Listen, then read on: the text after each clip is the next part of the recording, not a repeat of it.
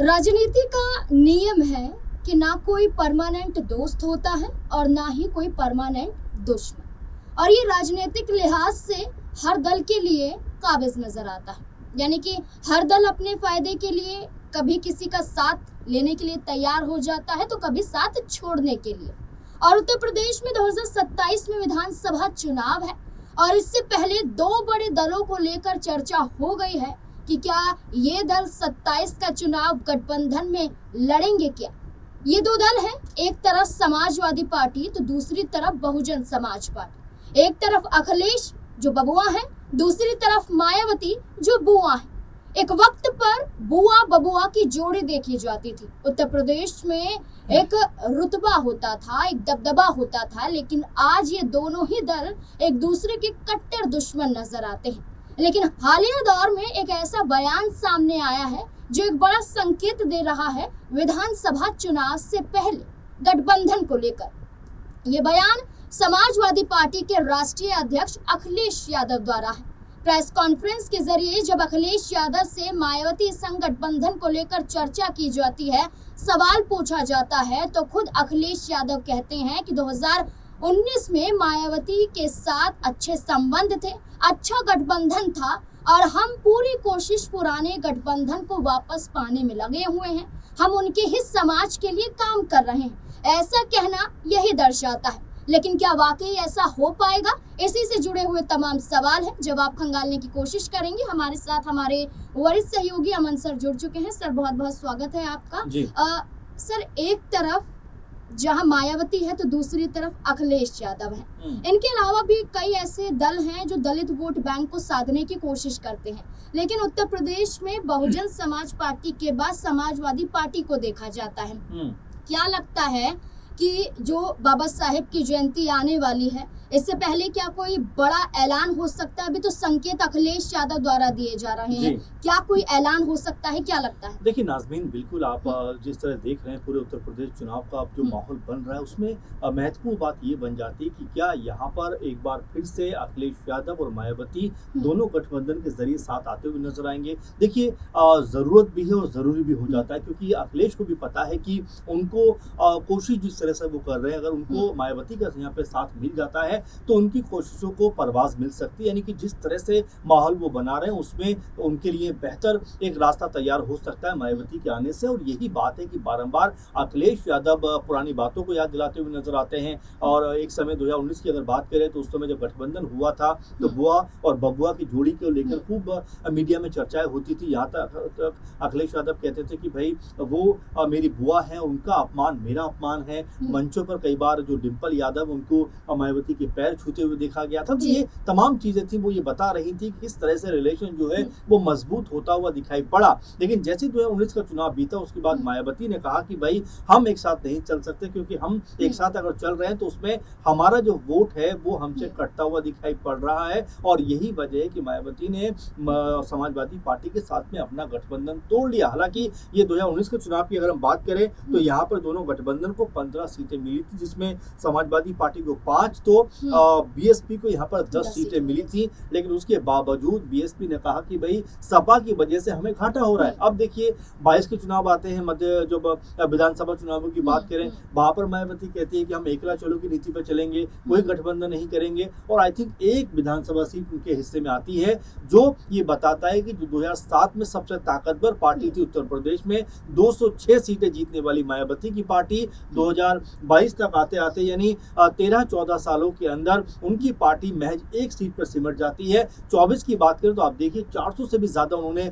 कह सकते हैं कि प्रत्याशी उतारे पूरे देश में, उत्तर प्रदेश समेत, और 400 में से एक भी सीट उनके हिस्से में नहीं आई। तो आप समझ सकते हैं कि जो वोट बैंक जिसके ऊपर मायावती अब तक कह सकते हैं कि मजबूती के साथ में खड़ी हुआ करती थी, ताकतवर अंदाज में पेश करती थी खुद को, वो धीरे धीरे उनके पास से छिटक गया। और यही वजह है कि अखिलेश यादव बारंबार ये बात कह रहे हैं कि भाई अगर बहन जी हमारे साथ आ जाती हैं तो उत्तर प्रदेश में हमारे लिए माहौल एक अलग तरह का बनता हुआ दिखाई पड़ेगा। अखिलेश यादव तो ये कहते हैं कि भाई हमारा जो गठबंधन बहुत पुराना गठबंधन है, बहुत समय से कह सकते हैं हम एक दूसरे के हितैषी रहे हैं, और यही बात है कि अखिलेश यादव ने पीडीए का जिक्र किया बारंबार। 14 तारीख को जो अंबेडकर जयंती है उसको लेकर भी एक माहौल बनाते हुए दिखाई पड़ रहे हैं। इससे पहले कांचीराम जयंती के ऊपर उन्होंने कई तरह के बड़े बड़े कार्यक्रम प्रोग्राम आयोजित किए। अच्छा सर, अगर सपा और बीएसपी साथ आते हैं अगर, तो भारतीय जनता पार्टी को कितनी सीटों पर और कितना नुकसान पहुंचा सकते हैं? देखिए, एक बात तो हमें समझना पड़ेगा कि अगर हम 2017 की बात करें तो यहाँ पर बीजेपी को 312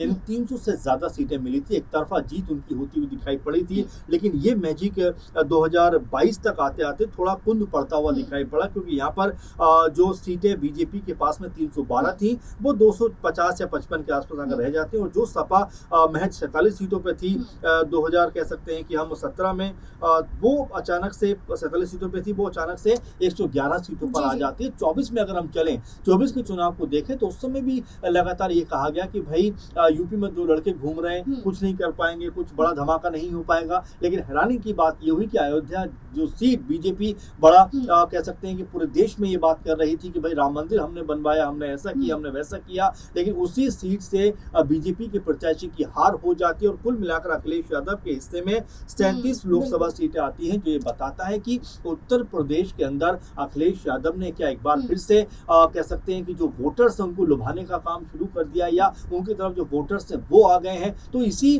चीज को लेकर वो 27 में भी जाना चाहते हैं। लेकिन देखिए, इसमें भी एक कह सकते हैं कि बात ये भी नजर आती है कि 2024 का आम चुनाव था उसके मुद्दे अपने आप अलग हो जाते हैं, लेकिन जब विधानसभा चुनावों की बात करते हैं तो उसके बिल्कुल मुद्दे अलग हो जाते हैं। क्योंकि आप इसको ऐसा समझिए कि जब लोकसभा चुनावों के बाद में जब 10 सीटों पर लगभग जो उपचुनाव हुए थे, वहां पर 7 सीटों पर बीजेपी जीतती नजर आई थी और 2 या 3 सीटों पर अखिलेश यादव यानी समाजवादी पार्टी को जीत मिली थी। तो राज्य स्तर पर अखिलेश यादव को पता है कि मायावती की उनको जरूरत है। अगर मायावती उनके साथ आ जाती हैं तो जो दलित वोट बैंक यहाँ वहाँ है वो उनकी तरफ आएगा, तो एक बड़ी जीत यहाँ पर दर्ज करते हुए दिखाई पड़ सकते हैं। साल बदलते रहे लेकिन बयानों के जरिए संकेत गठबंधन को लेकर दिया जाता रहा।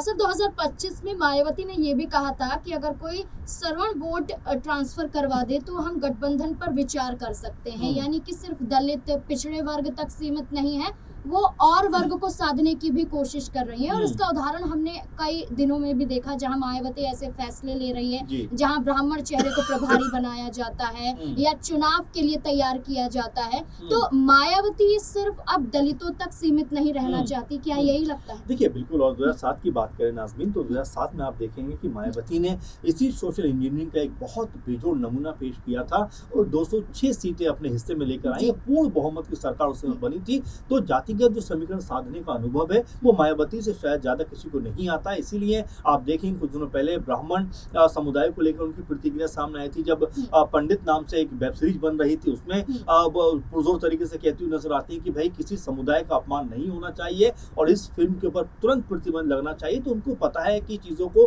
कैसे साधना है। लेकिन अब मायावती का 2007 का आप कह सकते हैं ग्राफ देखें और 2024, 25, 26 तक आते हैं देखें तो कहीं ना कहीं उसमें भारी गिरावट देखने को मिलती है। ऐसे में मायावती बात तो करती है कि भाई एकला चलो कि हम बात करेंगे, हम एकला चलेंगे, लेकिन यहाँ पर उनको भी पता है कि उनकी पार्टी में कोई एस्टैब्लिश चेहरे नहीं है, मजबूत चेहरे नहीं है। अगर वो अखिलेश यादव के साथ में आते हैं या एक तरीके से इंडिया गठबंधन साथ मिलाते हैं तो बीजेपी के लिए मुश्किल इसलिए हो जाएगा कि बीजेपी अभी अपने ही अंतर कलह से कहने का जूझती हुई दिखाई पड़ रही है। केशव प्रसाद मौर्य जो उप मुख्यमंत्री कुछ और बयान कहते हुए नजर आते हैं, कभी जो ब्रजेश पाठक है वो कुछ और बयानबाजी करते हुए नजर आते हैं। तो ये तमाम जो चीजें ये बता रही हैं कि क्या उत्तर प्रदेश सरकार के अंदर सब कुछ ठीक ठाक है और क्या बीजेपी के तमाम जो विधायक हैं, तमाम जो नेता हैं, क्या वो एकजुट होकर एक साथ चलने को तैयार है। क्योंकि आप देखेंगे कुछ दिनों पहले जो ब्राह्मण विधायक है लगभग 40 से 50 के बीच में वो अलग से अपनी बैठक करते हुए दिखाई पड़े थे और इसी को लेकर कहा जा रहा था कि क्या बीजेपी में भी दो फाड़ होने की स्थिति बन रही है। तो ये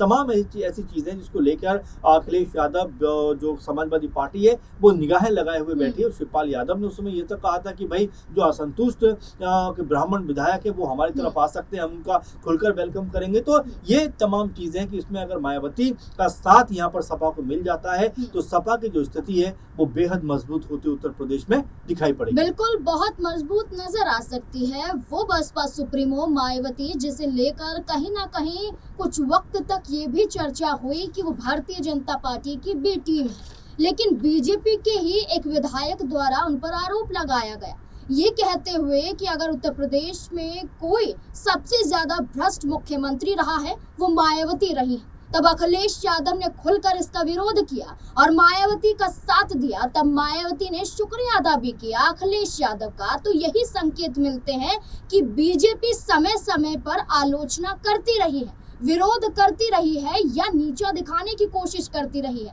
लेकिन उत्तर प्रदेश में दलित वोट बैंक बीजेपी की तरफ ना के बराबर पहुंचता हुआ नजर आया। तभी तो गठबंधन यहाँ पर देखा जाता है, कभी ओपी राजभर के साथ गठबंधन में है, संजय निषाद के साथ है, लेकिन इतना प्रभाव क्या अब 27 के चुनाव में छोड़ पाएंगे, क्योंकि गठबंधन में अभी से कलह नजर आ रही है। तो वही दूसरी तरफ सपा संकेत दे रही है कि बीएसपी हाथ मिला ले। अब देखना होगा कि क्या समय फैसला लेगा। आपको क्या लगता है कि मायावती और अखिलेश यादव को साथ आ जाना चाहिए? अपनी राय कमेंट सेक्शन में जरूर दें। देखते रहें SPN9 न्यूज़। धन्यवाद।